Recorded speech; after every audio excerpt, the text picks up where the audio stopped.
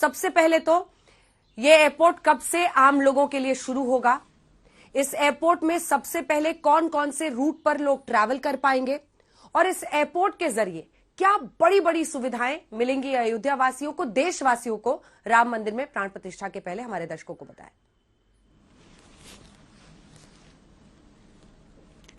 अंजना, जरा आप दोहरा पाएंगे प्रश्न, क्योंकि मोबाइल का सिग्नल खराब हो गया था, आपका आवाज नहीं आया। जी, मेरा प्रश्न आपसे यह है कि कौन सी बड़ी सुविधाएं हैं, कब से ये आम लोगों के लिए शुरू होगा, कौन कौन से रूट सबसे पहले शुरू होंगे और क्या सुविधाएं मिलने वाली हैं इस एयरपोर्ट के साथ अयोध्या वासियों को, देशवासियों को। कल एक बहुत महत्वपूर्ण दिन है जब प्रधानमंत्री जी के कर कमलों के आधार पर उनका जो संकल्प था कि अयोध्या के वासियों को देश के साथ और विश्व के साथ हमें जोड़ना होगा। कल अयोध्या का विमानतल का उद्घाटन प्रधानमंत्री जी के कर कमलों के द्वारा किया जा रहा है।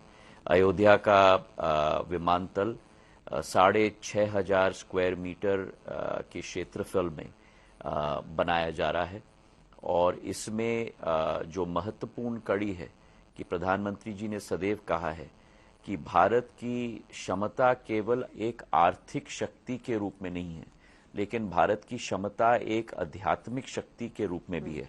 तो हमारे जितने भी विमानतल होते हैं, क्योंकि वे पहले प्रवेश द्वार होते हैं देश के या विदेश के जो भी वासी होते हैं, जो नागर विमानन से अपना सफर तय करते होते हैं, वो पहला द्वार होता है उनका अनुभव का।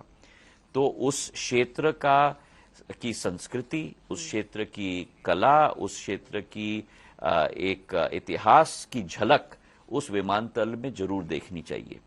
और अयोध्या का विमानतल भी मर्यादा पुरुषोत्तम भगवान राम के मंदिर की आकार के रूप में बनाया गया है, दोनों एयर साइड में भी और सिटी साइड में भी।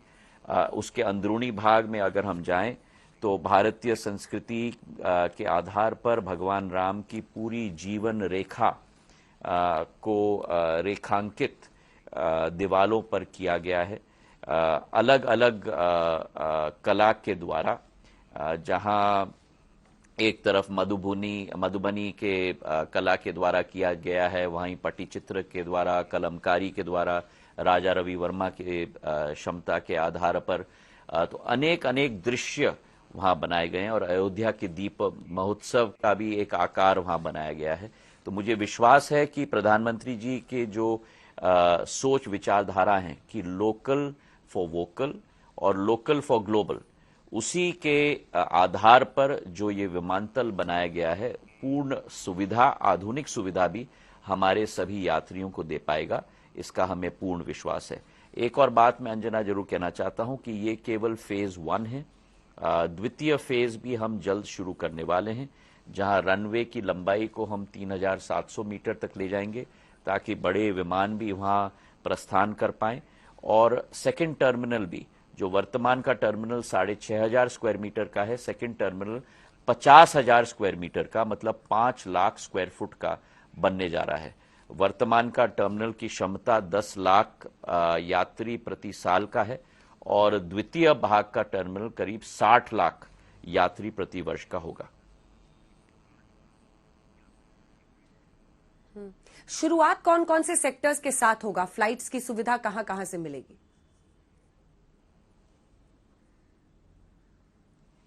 हमारी यही आशा है और कुछ मैं कल के लिए आपके लिए थोड़ा सस्पेंस भी छोड़ना चाहता हूं, पर पहले चरण में अगले 2-3 दिनों में और 22 जनवरी के पहले कई एयरलाइंस, इंडिगो हो, एयर इंडिया एक्सप्रेस हो, देश के कई शहरों के साथ अयोध्या को जोड़ेंगी और उसके बाद 22 जनवरी से 1 फरवरी के बीच में दूसरे एयरलाइंस भी अलग अलग गंतव्य को अयोध्या के साथ जोड़ेंगी। हमारी यही आशा है कि देश के चारों कोनों से श्रद्धालुओं को आवागमन सुगम तरीके से अयोध्या तक हम नागर विमानन क्षेत्र से पहुंचा पाएं। एयरपोर्ट का नाम क्या है ज्योतिरादित्य जी? ये निर्णय अंजना जी प्रधानमंत्री जी और कैबिनेट साथ में मिलकर लेंगे और वो निर्णय लेते ही पहले आपको सूचित किया जाएगा। ये सवाल इसलिए मैं पूछ रही हूं सर, क्योंकि सबसे पहले बहुत सारी साइनेजेस अभी भी अयोध्या में लगे हैं जिसमें लिखा है श्री राम एयरपोर्ट फला किलोमीटर आगे।